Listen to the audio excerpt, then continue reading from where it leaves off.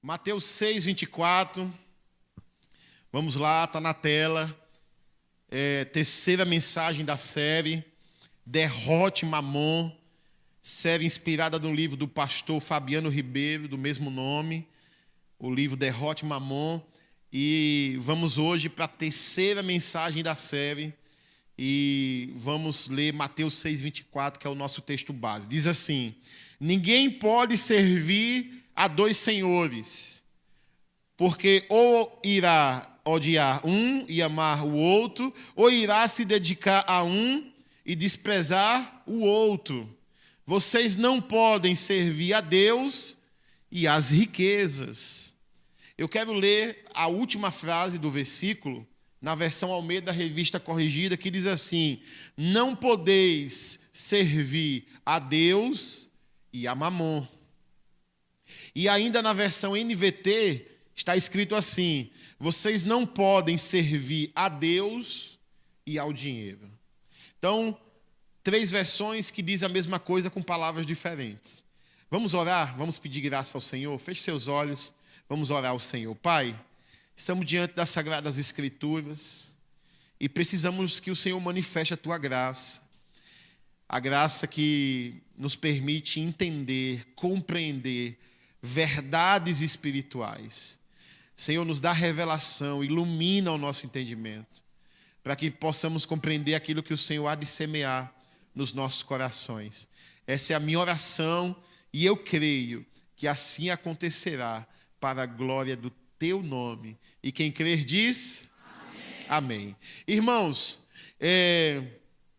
Mateus 6, 24 fala da relação que podemos ter, uma relação disfuncional, uma relação pecaminosa que a gente pode ter com o dinheiro, com as riquezas, com os bens materiais. Podemos ter uma relação pecaminosa e nessa relação pecaminosa temos a possibilidade de estar servindo a uma divindade, a um ídolo, que é o dinheiro, que é as riquezas. Que está aqui, essa riqueza personificada é chamada de Mamon, que é uma entidade maligna, cultuada, uma divindade das mitologias da antiguidade, que era cultuado nessas mitologias. O principal povo que servia a essa divindade Mamon eram os amonitas. Os amonitas tinham Mamon como uma de suas principais divindades, mas outros povos cultuavam Mamon e ele era uma divindade assim como Baal, como Astarote, como Moloque e tantos outros falsos deuses que era cultuado por povos pagãos na antiguidade. Então, Mamon, na verdade, não é um deus como é apresentado em muitos povos, mas é uma entidade maligna, um espírito maligno, uma potestade, um principado, porque exerce governo sobre hostes espirituais, exerce governo sobre hostes de espíritos que atuam para trazer disfunção na vida financeira, que faz com que a gente venha servir, ser escravo do dinheiro. E é o que está sendo apresentado aqui em Mateus 6, Jesus está falando, não pode servir a dois senhores. Ou seja, Mamon está sendo colocado aqui, as riquezas está sendo colocado aqui como algo que pode exercer governo sobre a nossa vida. Pode exercer senhorio sobre a nossa vida. Então, é o que está sendo apresentado. Na primeira mensagem da série, nós aprendemos sobre quem é Mamon e o que ele promove. Aprendemos que Mamon promove a ganância, a avareza. Aprendemos que Mamon promove a ganância e aprendemos que Mamon promove o espírito pródigo, certo? Mamon atua agindo na avareza, pessoas muito apegadas ao dinheiro, pessoas que acumulam sem propósito, pessoas que têm a sua confiança na riqueza, a avareza. Mas também Mamon atua na ganância, aquela ambição egoísta de enriquecer a todo custo, passando por cima de pessoas, de princípios, de valores. Isso é ganância. E também temos a atuação de Mamon no espírito pródigo, que é aquela pessoa gastona, é aquela pessoa que esbagaça, né, no vocabulário do sergipano, esbagaçar, né? Aquela pessoa que esbagaça o dinheiro, que pega e gasta e torre, e farra isso, aquilo, outro. Pessoas que não têm uma boa administração dos recursos. Então, um espírito pródigo também é promovido por Mamon. Na segunda mensagem da série, nós aprendemos as estratégias de Mamon, como é que ele atua para exercer o senhorio dele, para manter pessoas escravas, para ter domínio e influência sobre a vida de pessoas e também de muitos cristãos. Então, nós aprendemos 11 estratégias específicas de Mamon na mensagem da semana passada, do domingo passado. Então, tivemos, de forma muito aplicada, aprendemos como Mamon age, as estratégias de Mamon. E a partir de hoje, dessa terceira mensagem, e nas próximas mensagens que estão por vir, nós vamos aprender estratégias que nós podemos usar para derrotar Mamon. Como é que eu posso derrotar Mamon na minha vida?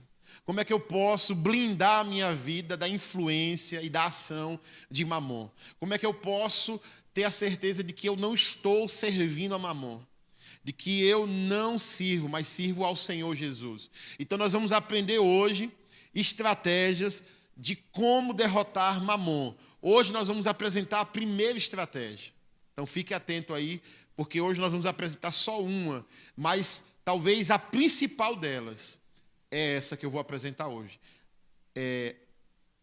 Vamos tratar apenas de uma, mas que tem uma suma importância nessa missão de a gente blindar o nosso coração e derrotar Mamon na nossa vida. Então, primeira estratégia, pastor, que estratégia é essa? Qual é a primeira estratégia que nós podemos fazer uso para poder derrotar esse inimigo chamado Mamon? A primeira estratégia é: entregue suas finanças para o senhorio de Cristo.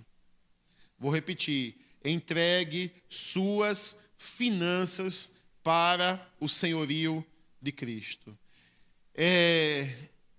O senhorio de Cristo é um tema pouco pregado nas igrejas dos nossos dias, porque nós temos uma inclinação carnal de ouvir pregações que façam, que massageiem o nosso ego. E eu sei que tem palavras de Deus que Deus libera para afirmar a identidade, para afirmar propósito sobre a nossa vida. Existem palavras pastorais que são úteis e que devem servir à igreja, né, nos encorajando, nos desafiando, alimentando e edificando a nossa fé. Mas essa é uma parte da mensagem. A mensagem tem que ser pregada completa. Eu não posso pregar somente que Jesus é Salvador. O Jesus Salvador é o Jesus que cura, que liberta, que restaura, que opera milagres. Esse é o Jesus Salvador. Mas eu também preciso pregar que Jesus é Senhor. E tem muitas igrejas, muitos líderes que pregam que Jesus é Salvador e esquecem de pregar que também Ele é Senhor.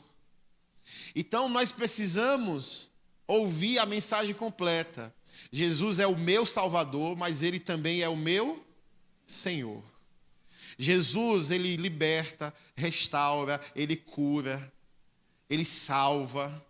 Jesus opera em nosso favor, Jesus nos dá livramento, Ele nos protege, nos dá proteção milagrosa, nos dá provisão milagrosa. Ele é o nosso Salvador. Mas escute, Ele também é o nosso dono. Ele é o nosso Senhor. E nós precisamos reconhecer isso. Nós precisamos reconhecer que Jesus é Senhor de tudo e todos. Jesus é Senhor sobre tudo e sobre todos. E a Bíblia fala sobre isso. A Bíblia diz que tudo foi criado por meio dele e para ele. Romanos 11:36, na tela, eu quero ler com você. Romanos 11:36. Por favor, na tela.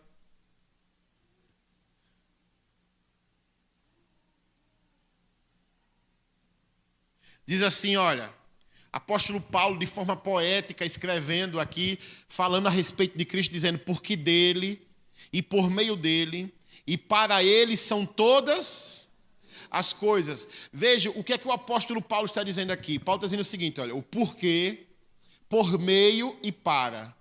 Ele está falando início, meio e fim. Cristo está no início, no meio e no fim.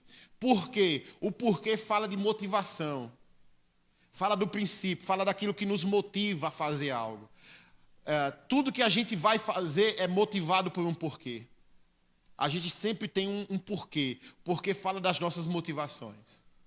Quando ele diz que porque dele, ele está falando, Cristo é a nossa motivação. Cristo está no início de tudo que a gente deve estar no início de tudo que a gente vai fazer. Porque dele. Aí ele fala, por meio dele, através dele. Início, meio. Aí ele termina dizendo o quê? E para ele. Para fala de propósito, de finalidade. Para quê? É a finalidade, é o propósito. Então Paulo está dizendo, olha, porque dele, por meio dele e para ele, são o quê? Todas. Não é algumas. Todas as coisas. Tudo. Início, meio e fim. De tudo. Olha lá. São todas as coisas para ele. Ele está dando testemunho de Cristo. Falando falando que tudo foi criado para ele por meio dele. João, capítulo 1, a partir do versículo 1, João também vai falar com outras palavras, vai afirmar essa verdade. Olha o que diz João, capítulo 1, verso 1. Diz assim, João 1, no princípio era o verbo, e o verbo estava com Deus, e o verbo era Deus. O verbo é Cristo. E ele está dizendo, olha, ele, Cristo, estava no princípio com Deus. Continua. Todas as coisas foram feitas por ele. Ele quem? Todas as coisas foram feitas por ele. E sem ele, nada do que foi feito se fez. Então veja, se todas as coisas foram feitas por ele, quem nos fez? Quem nos fez? Deus. Perceba, fomos feitos por ele, pelo Senhor. Aí continua. Olha o que diz, verso 4. A vida estava nele e a vida era a luz dos homens. Então, dá testemunho que Cristo, por meio de Cristo, foi criada todas as coisas. Tudo que foi feito por ele. Colossenses capítulo 1, versículo 15. Colossenses 1,15. Continua dizendo, olha, ele quem? Jesus é a imagem do Deus invisível, o primogênito de toda a criação, pois nele foram criadas todas as coisas, nos céus e sobre a terra, as visíveis e as invisíveis, sejam tronos, sejam soberanias, quer principados, quer potestades, tudo foi criado por meio dele e para... Aleluia. Ou seja, veja, Cristo não vai ser Senhor se você admitir. Ele já é Senhor. Você admitindo ou não, o Pai colocou o Filho como Senhor de todas as coisas. Por quê? Porque tudo foi feito por Ele. É obra. Tudo foi feito por meio dEle e para Ele. Então, não precisa eu crer e concordar com isso. Eu só preciso entender o que está sendo apresentado nas Sagradas Escrituras. Cristo foi colocado como Senhor, por quê? Porque tudo foi criado por meio dele e para ele. Olha o que diz o verso 17. 17 diz assim, ele é antes de todas as coisas, nele tudo subsiste, ou seja, passou a existir a partir dele. 18, para encerrar. Ele é a cabeça do corpo, que é a igreja. Ele é o princípio, o primogênito dentre os mortos, para ter a primazia em todas as... O que é primazia? Primazia fala de prioridade, primícia, certo? Fala de você dar o primeiro lugar. Ou seja, Cristo precisa ser o primeiro lugar na nossa vida. Por isso que o próprio Jesus disse, se você amar mais o seu pai, sua mãe, seu irmão, sua esposa, seu gato, seu cachorro, mais do que a mim. Gato e cachorro foi eu que coloquei, certo? Versão atualizada. Mais do que a mim, você não é digno de mim, de ser meu discípulo, de ser meu servo. Perceba o que Jesus está dizendo. Ele não está dizendo que você não tem que amar seu pai e sua mãe. Ele está dizendo, ame muito seu pai e sua mãe, mas com um amor maior, você tem que amar a mim. Porque o Pai designou ele para que ele pudesse ter a primazia em todas as coisas. Ele precisa ser o primeiro na nossa vida. Cristo na sua vida tem que vir antes dos seus pais, antes do seu cônjuge, antes dos seus filhos. Cristo deve ter o primeiro lugar na sua vida, a primazia. Amém? Senhor de tudo. Cristo é Senhor de tudo. Olha o que está escrito, Efésios 1:20. Olha o que a Bíblia diz, Efésios 1:20 diz assim, olha, Ele exerceu esse poder em Cristo. Ele está dizendo, olha, Deus o Pai exerceu esse poder no Filho, Cristo, ressuscitando dentre os mortos e fazendo sentar à sua direita nas regiões celestiais. Então o Pai colocou o Filho assentado à sua direita. Essa é uma linguagem que não faz sentido para nós hoje aqui, porque a gente hoje não tem monarquia, não está debaixo de uma monarquia. Mas naquele contexto fazia sentido. O trono de Deus é o trono do rei, certo? O trono do rei, o trono que está acima de todos é o trono do rei. À direita é o trono do sucessor. É aquele que tem a autoridade imediata depois do rei.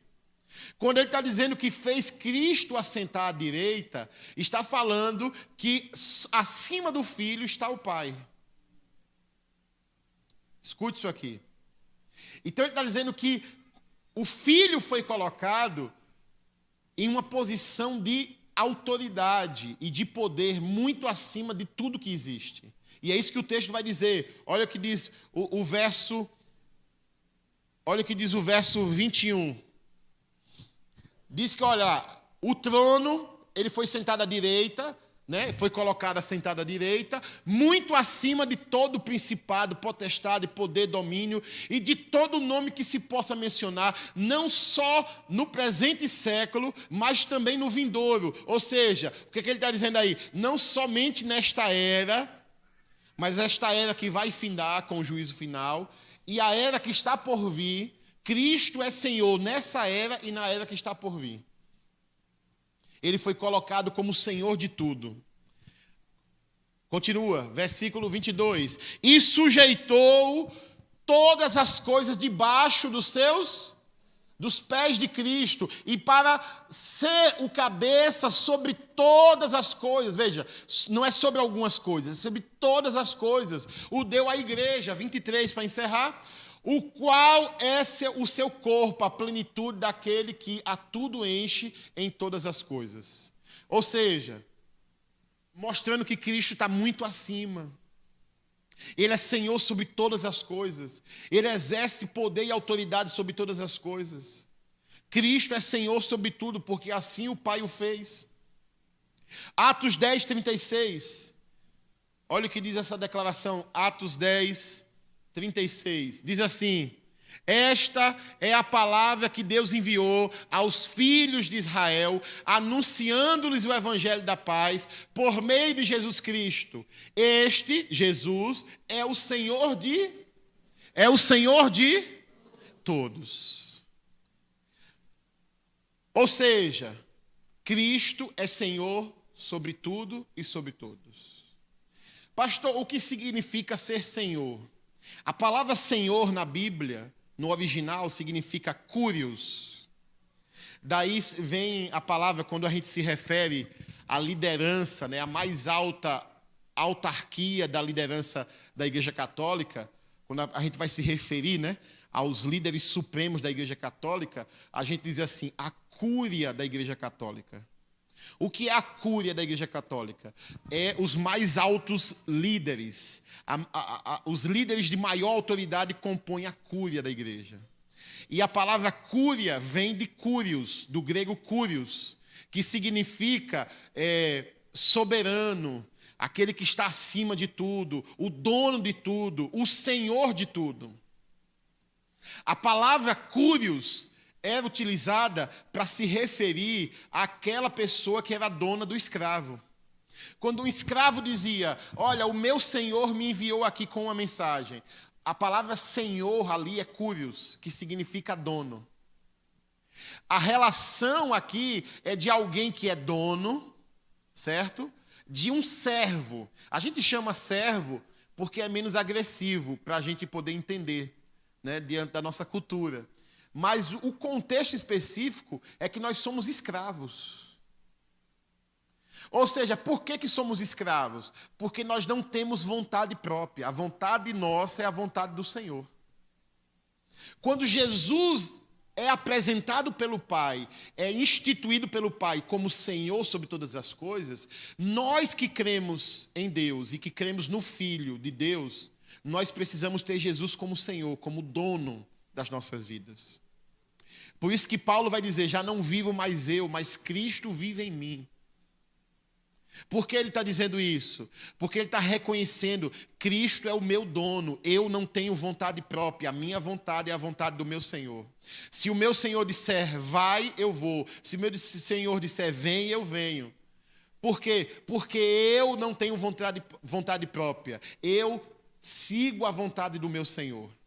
Cristo não é somente Salvador, Cristo também é dono, Ele é Senhor de tudo e de todos. O Pai assim o fez. O Pai o colocou como Senhor de todas as coisas. E nós precisamos reconhecer isso na nossa vida. Por quê, pastor Denis?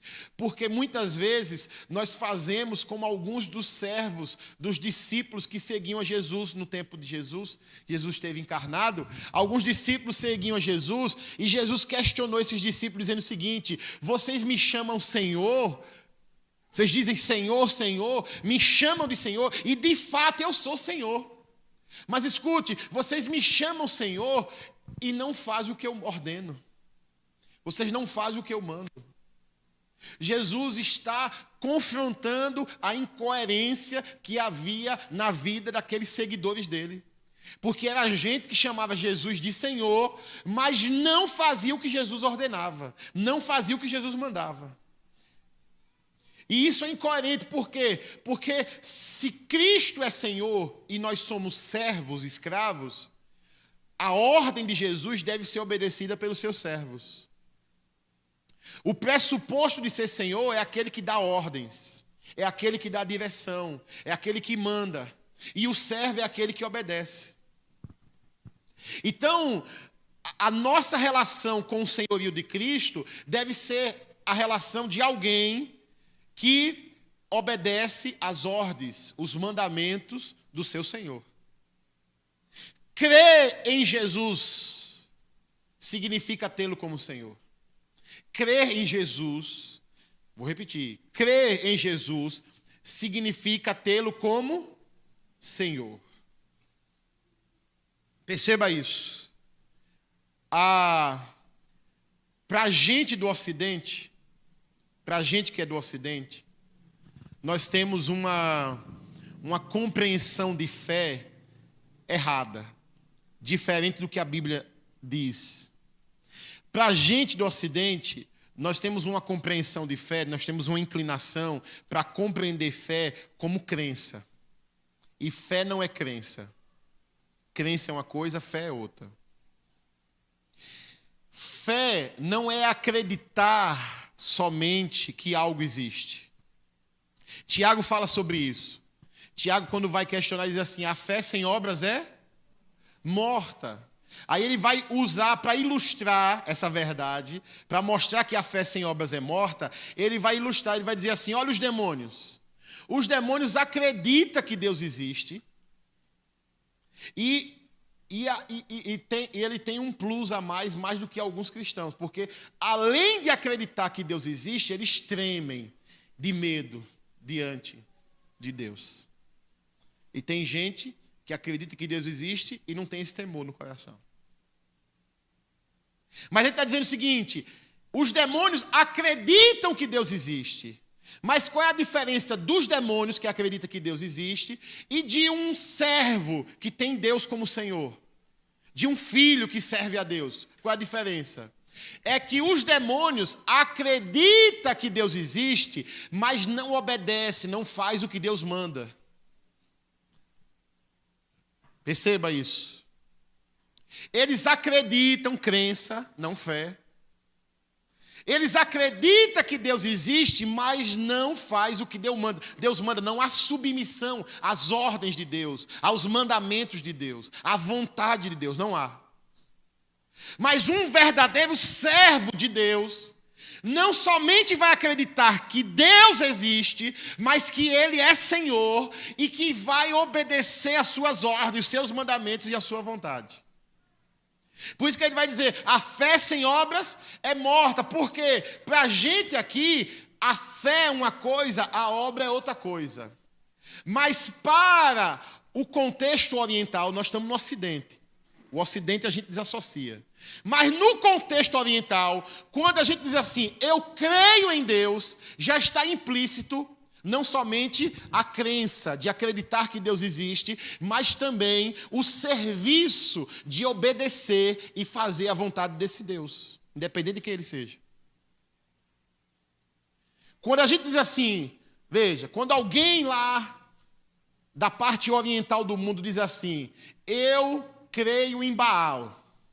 Quando a pessoa está dizendo que crê em Baal, ela não só está dizendo que Baal existe.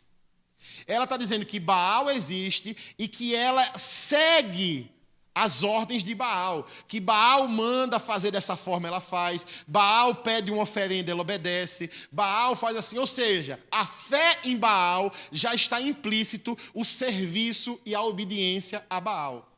Não são duas coisas separadas, é uma coisa só.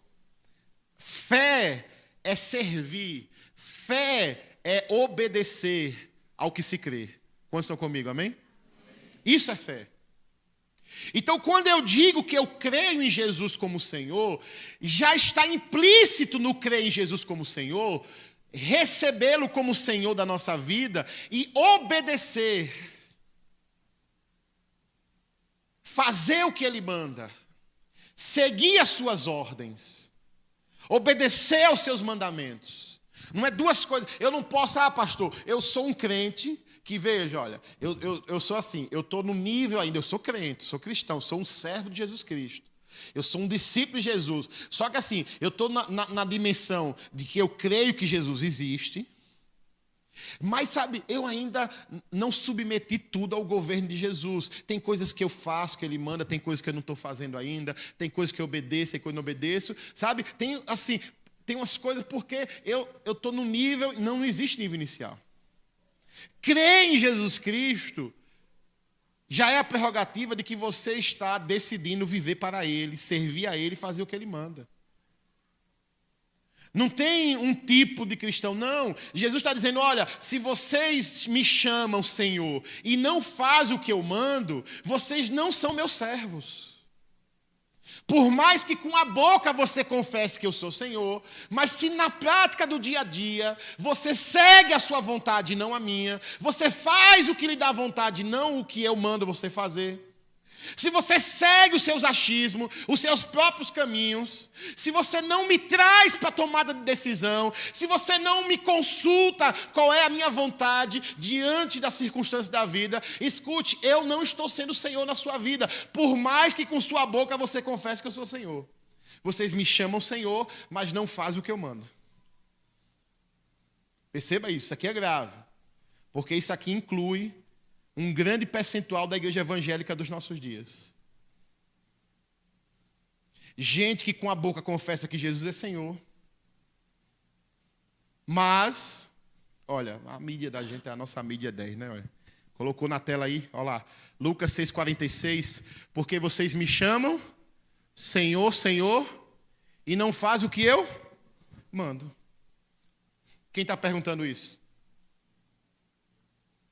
Hein? Jesus. Jesus está perguntando isso para mim e para você nessa noite. Que incoerência é essa? Com a boca você diz, Senhor, meu Senhor. Canta como a gente cantou hoje aqui, tudo é teu. Minha casa, meu dinheiro. Olha, tudo é teu. Perceba. Mas na hora de obedecer, de fazer o que Jesus manda, a gente quer fazer do nosso jeito.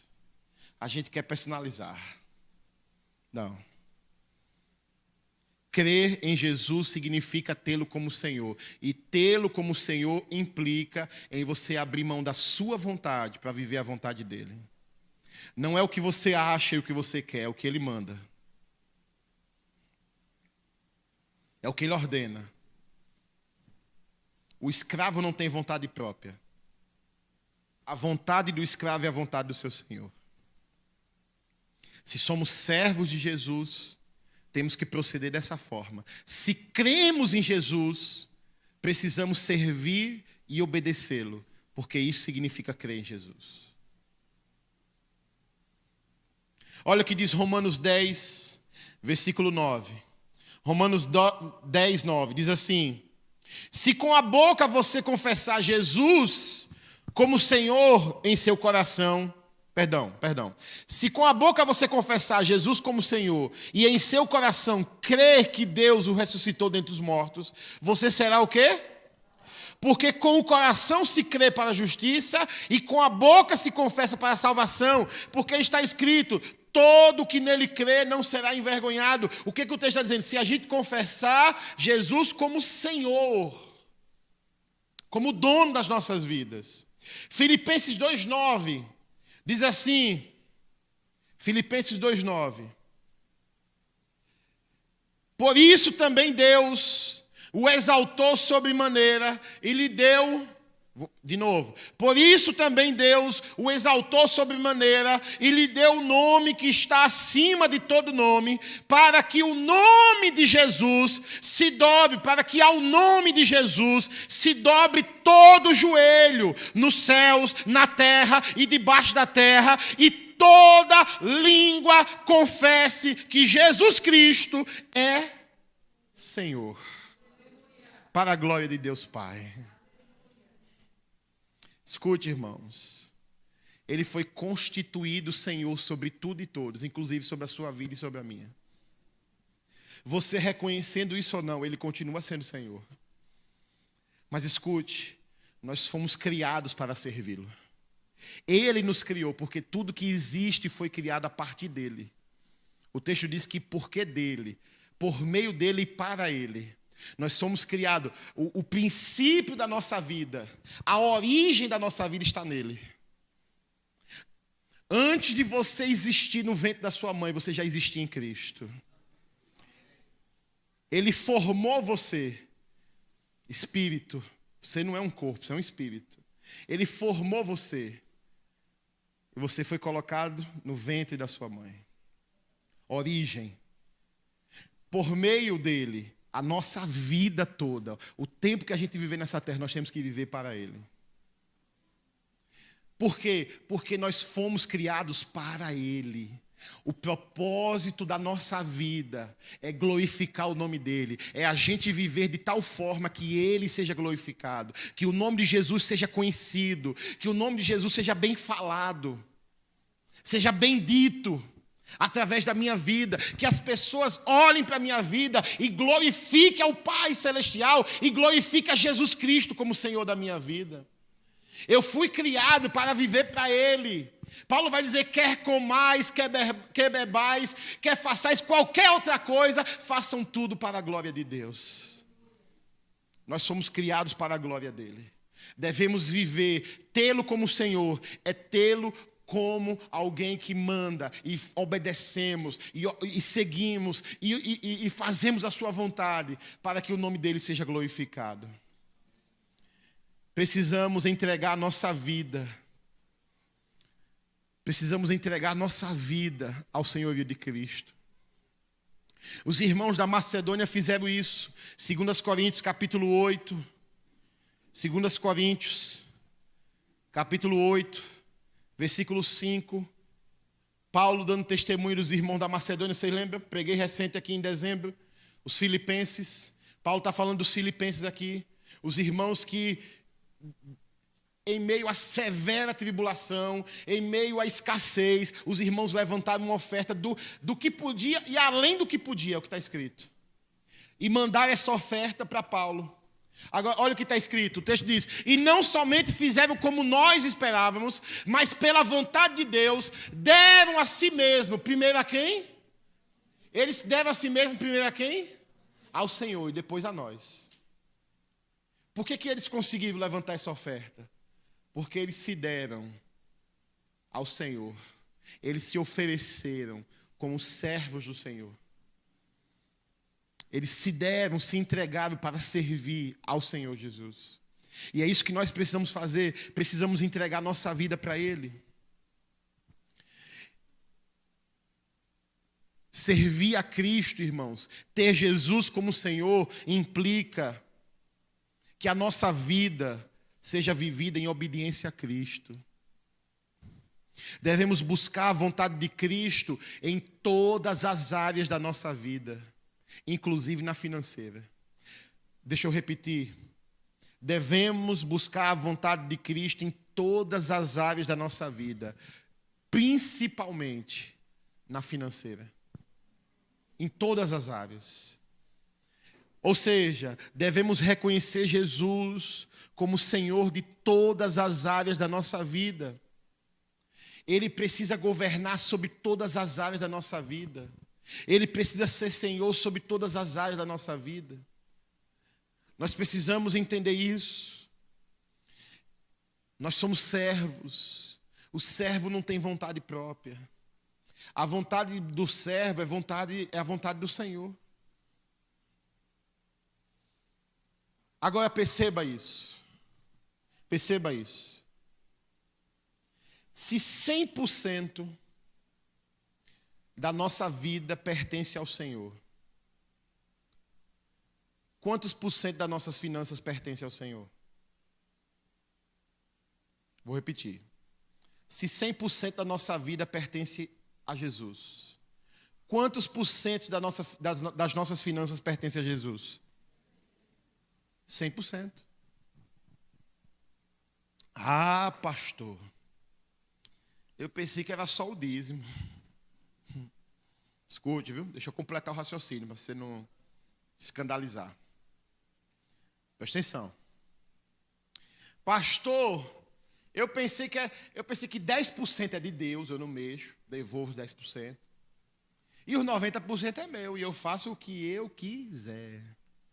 E ninguém tem a ver com isso. Ninguém mexa, ninguém se meta. Verdade ou mentira? Mentira, não é assim. Se 100% da minha vida pertence a Cristo, 100% dos meus bens materiais, do dinheiro, dos recursos, das aplicações, dos móveis, dos imóveis, do patrimônio, 100% pertence a quem? A Cristo.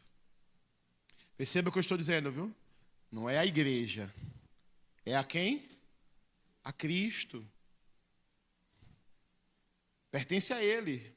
Aqui nasce o princípio da mordomia, a doutrina da mordomia cristã. Quem fez escola de discípulos com o pastor Denis estudou a mordomia cristã. Aqui nasce a doutrina da mordomia cristã. O que é a doutrina da mordomia cristã? Cristo é dono de tudo, porque Ele é Senhor, Ele é dono de tudo, e nós somos o quê? Administradores, mordomos. Ele é o dono de tudo e nós administramos aquilo que Ele confiou a nós para administrar. O tempo que Ele nos deu para administrar, as pessoas que Ele deu para a gente cuidar, os recursos financeiros que Ele nos confiou para administrar, tudo é dele. Nós somos apenas o quê? Administradores. Perceba isso. Aí tem gente que diz assim: ah, pastor, ser dizimista é coisa do Velho Testamento. Ser dizimista não é coisa do Novo Testamento. Ser dizimista é coisa do Antigo. Não tem esse negócio de dizimista no Novo Testamento, porque é negócio lá da lei. Nós estamos na graça. mudou a aliança. E nós não temos que mais ser dizimista. Porque agora na nova aliança não tem mais esse negócio de dízimo. Você preste atenção. Quando você vê alguém com um discurso assim, tentando torcer a Bíblia para justificar que o dízimo não deve ser praticado, você quase sempre tem um coração avarento atrás dessa pessoa que está tentando usar de artifícios para justificar que o dízimo não deve ser praticado nos nossos dias.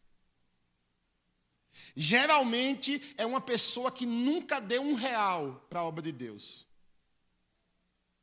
A maioria das vezes. É alguém que está tentando achar uma base bíblica para justificar a sua avareza.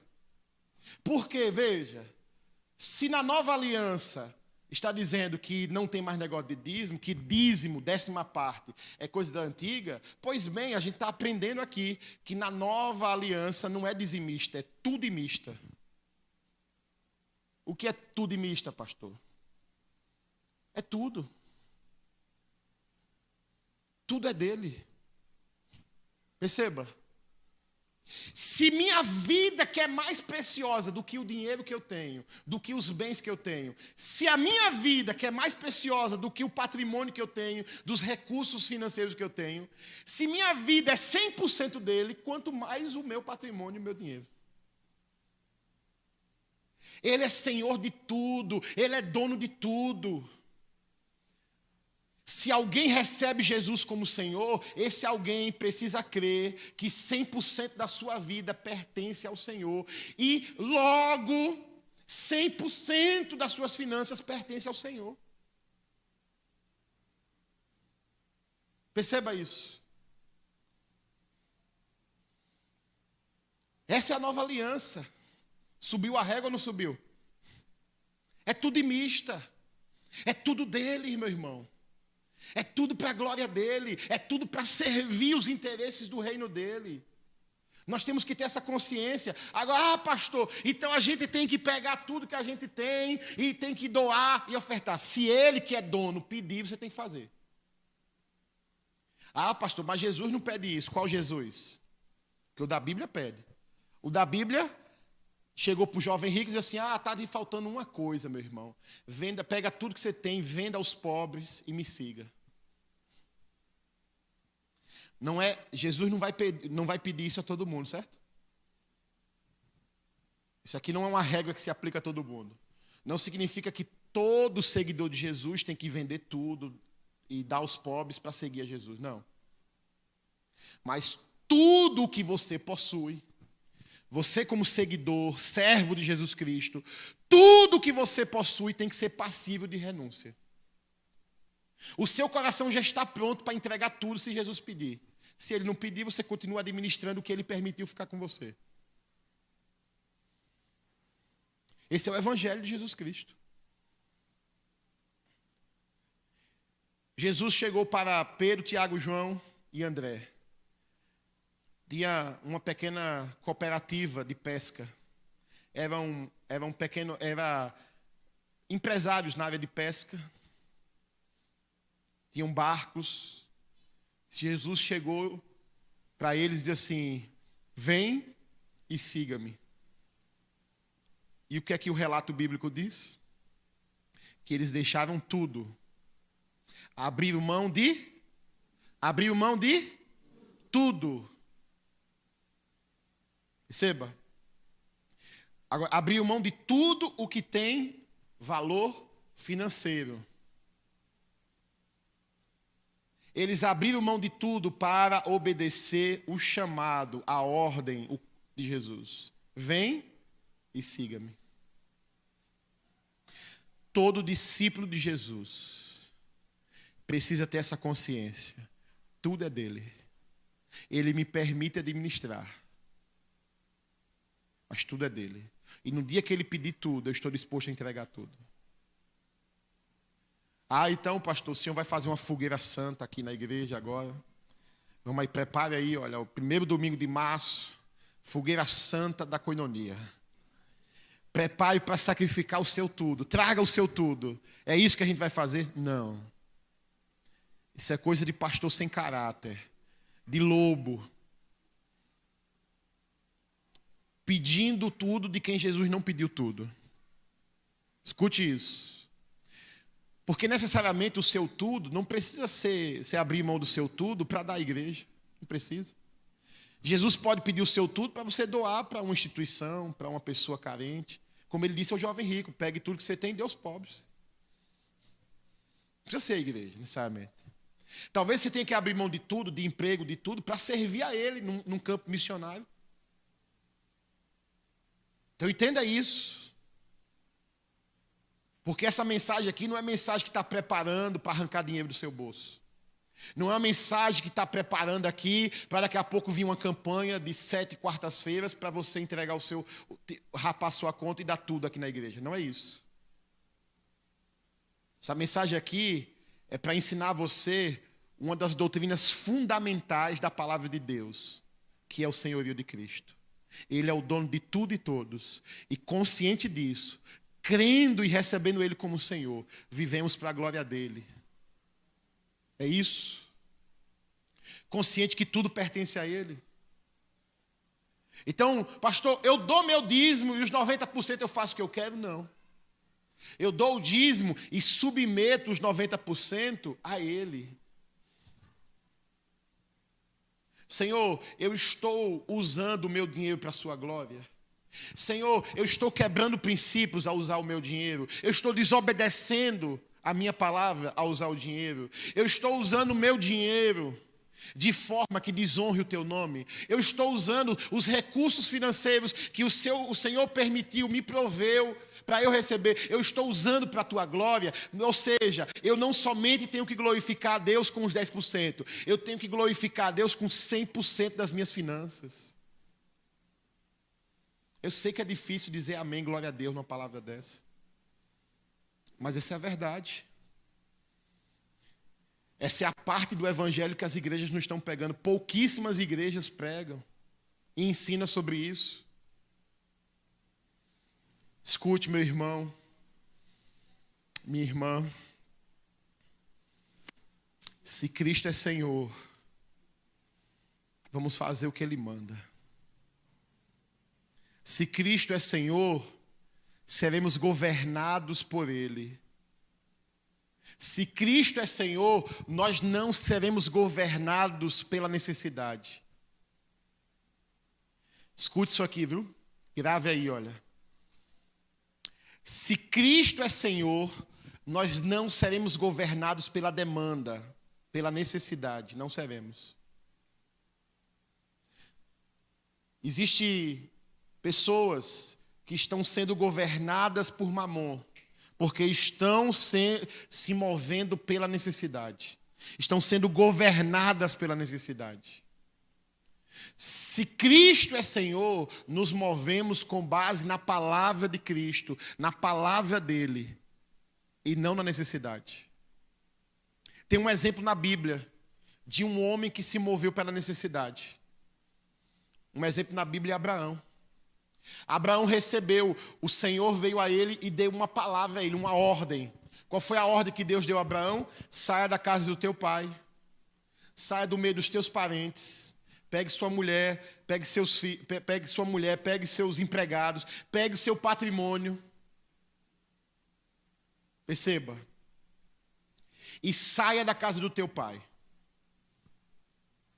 E vá para uma terra que eu vou te mostrar. Abraão arruma as bagagens. Nesse contexto aqui ainda é chamado de Abrão. Abrão arruma as bagagens. Toma a esposa. Toma os servos e as servas. Pega seus rebanhos. E põe o pé na estrada sem saber para onde ia. Obedecendo uma ordem do Senhor. Porque olha o que Jesus disse. Vocês me chamam Senhor e não faz o que eu ordeno. Quem é servo, quem crê é servo. E quem é servo, obedece às ordens. Perceba isso aqui. Aí Abraão vai parar em Canaã. Vou resumir a história. Ele vai parar em Canaã, se estabelece em Canaã, tal, fica ali em Canaã. Só que aí vem uma demanda. Vem uma grande seca, um tempo de crise chega, inflação de 1000%. gasolina de R$ 20 o litro, pacote de café de 500 gramas, R$ 120. Estou contextualizando. Ah, deu para sentir aí, né, a crise? Pegou? Perceba, veio uma crise muito grande, escassez de comida, dificuldade. Aí Abraão, meu Deus, se a gente ficar aqui, nós vamos passar fome, não está chovendo, não tem escassez, o animal morrendo porque não tem água. Aí, diante da necessidade, ele toma uma decisão. Arruma tudo e desce para onde? Para o Egito.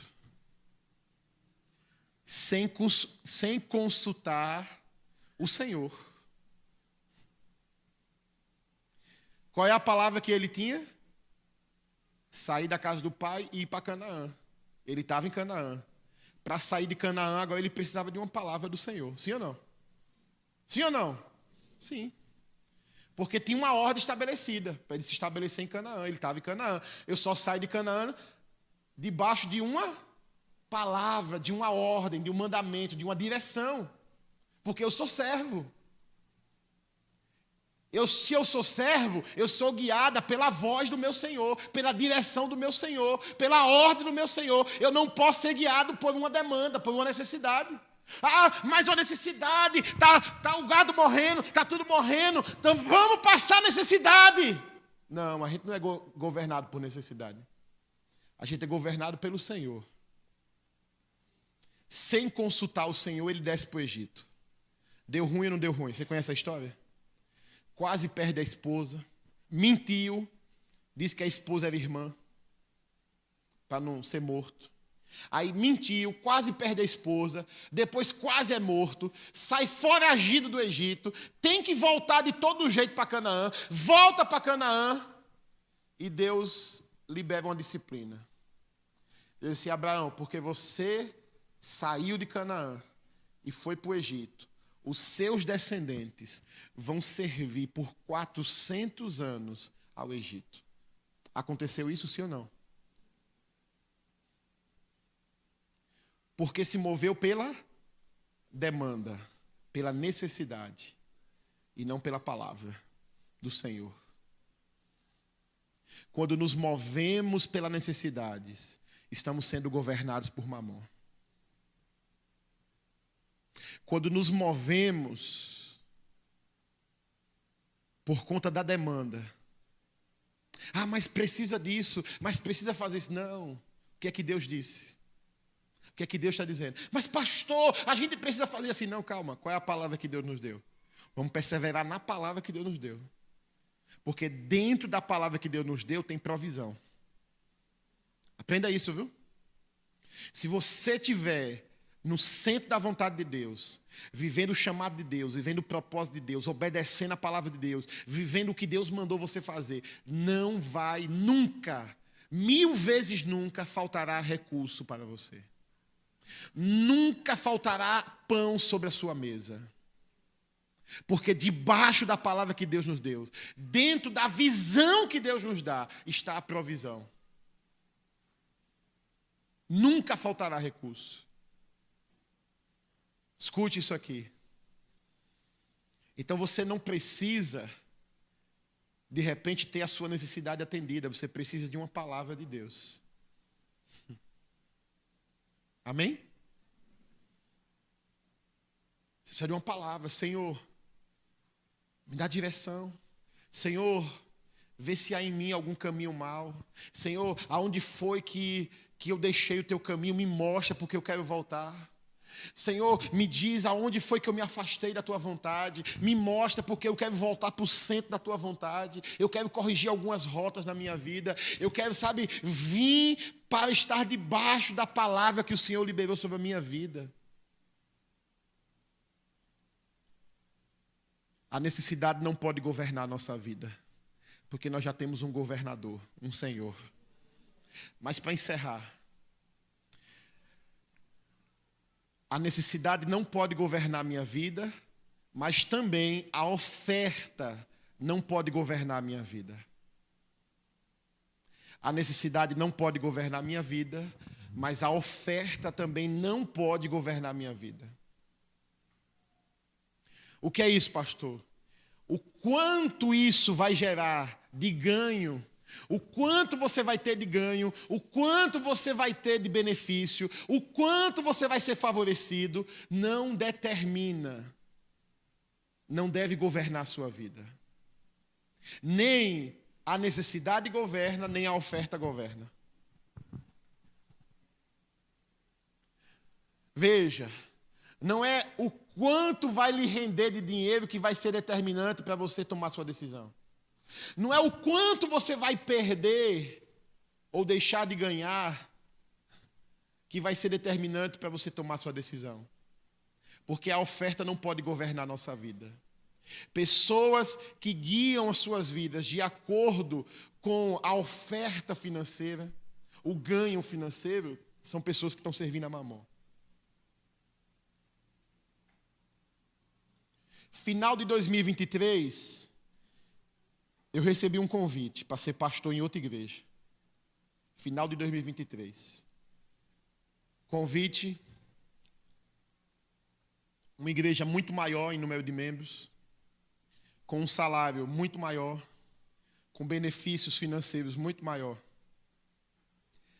E sabe o que foi que eu disse à pessoa que fez o convite? Eu disse, eu e minha esposa nós vamos orar. E se Deus disser que sim, a gente vai. Se Deus disser que não, a gente não arreda o pé de Santa Maria das Brotas. Eu continuo pastor da Igreja Batista Koinonia. Por quê? Porque nós não somos governados pela oferta. Não é o quanto a gente vai ter de ganho financeiro que é determinante. Pode até ser. A direção de Deus aponte para um lugar que você vai ganhar mais. Que você vai ser beneficiado. Mas talvez não. E isso não é o fator determinante. Não é o fator determinante. Qual é o fator determinante? É a ordem do Senhor. É o que Deus disse. É o que Deus falou. Eu me movo não pelo o dinheiro que vou ganhar ou pelo dinheiro que eu vou perder. Eu me movo debaixo de uma direção do meu Senhor. De uma palavra do meu Senhor. De uma ordem do meu Senhor. Nesse lugar, aonde a gente não deixa nem a demanda e nem a oferta nos governar, nesse lugar, Mamon não tem vez na nossa vida. Nesse lugar, Mamon não governa, não gera influência. Pessoas que estão debaixo do senhorio de Cristo, que submeteu todas as áreas da sua vida ao senhorio de Cristo, Mamon não tem vez na vida dessas pessoas. Mamon não tem influência sobre nós. Porque é uma palavra do Senhor. É a palavra que Ele disse. É a palavra que está escrito. O que é que está escrito? Jesus passou por algo parecido. 40 dias de jejum. 40 dias de jejum no deserto. Aparece o diabo e diz assim: transforme essas pedras em pães. O diabo estava explorando o quê? A necessidade de Jesus. Qual era a maior necessidade de Jesus ali naquele momento? Depois de 40 dias de jejum, qual era a maior necessidade? Comer. Aí o diabo chega assim: transforme essas pedras em pães. Veja, como foi que Jesus venceu Mamon? Ele disse assim: está escrito, nem só de pão viverá o homem, mas de toda palavra que procede da boca de Deus. Ele disse não a Mamon. Ele disse não à proposta de se mover pela necessidade. Porque ele disse o quê? Está escrito, a palavra de Deus diz isso. Deus disse isso. É o que Deus disse, o que está escrito, o que Deus está falando que deve governar a nossa vida.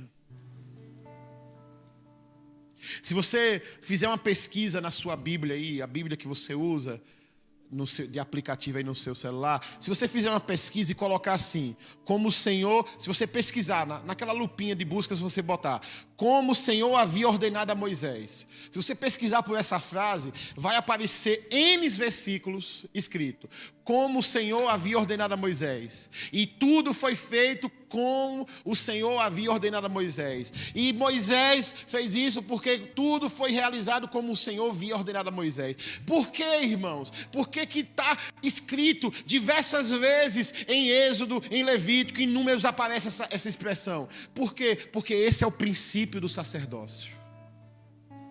O princípio do sacerdócio, ou seja, daqueles que servem a Deus, é fazer tudo conforme foi ordenado pelo Senhor. Tudo conforme o Senhor ordenou. Não é a moda, não é a tendência, não é o que todo mundo está fazendo, é tudo conforme foi ordenado pelo Senhor. Porque quem serve ao Senhor se move debaixo da sua ordem, da sua palavra. Escute. Não se mova pela necessidade. Não se mova pela oferta. Se mova pela palavra. Escute, deixa eu dizer uma coisa a você. Escute. Se renda completamente ao senhorio de Cristo. Não só áreas da sua vida, mas se entregue totalmente a Jesus. Entregue os seus filhos a Jesus. A sua casa, seu patrimônio, entregue tudo a Jesus. Os filhos, tem crente que quer que o filho seja aquilo que ele está projetando. Nós temos uma onda, nada contra isso, se há propósito, mas muitos pais hoje que quer que o filho seja médico. Não, meu filho vai ser um médico. E muitas vezes está mirando que o filho seja médico, visando o quê? Visando o quê? O ganho financeiro. Veja, dando destino aos filhos com base no... Não, a gente tem que ser como Manoá, o pai de Sansão. Você conhece a história? Manoá, o anjo visita a mãe. Diz assim, esse menino não pode beber bebida fermentada, não pode cortar o cabelo, ele tem que ser consagrado, porque ele vai ser um chefe em Israel. Aí a mãe conta para o pai, Manoá. Aí Manoá, peraí, esse anjo que lhe disse tem que dizer a mim também. Aí ele vai, prepara faz toda uma preparação. O anjo vem e diz a ele também, reafirma o que tinha dito a mãe, de como o menino seria criado, do destino profético que o menino tinha, para que aquele menino nasceu, para viver o quê, para fazer o quê. Nós pais temos que ser como Manoá, temos que buscar no Senhor o propósito que Deus tem para a vida dos nossos filhos. É a palavra de Deus que afirma o destino profético dos nossos filhos. É o que Deus disse sobre eles quando ele ainda não estava formado no ventre do nosso pai, no ventre da nossa mãe. Escute, é a palavra de Deus, é o que Deus disse. Não é a gente com base em expectativas financeiras. Por que tem muito médico hoje que meu Deus, falta até adjetivo. Médicos que não olham na cara do paciente. Médico que não suporta a gente. Por quê? Porque é meio mundo de gente que por causa do dinheiro escolheu a profissão, mas não tem vocação para cuidar de gente, não tem vocação para lidar com pessoas. Não nasceu para isso, mas está ali servindo por causa de dinheiro. Mamon governando. Não, irmãos. Não é sobre o que dá mais dinheiro. É sobre o que Deus disse sobre mim. Senhor, me faz conhecer aquilo que está escrito no teu livro.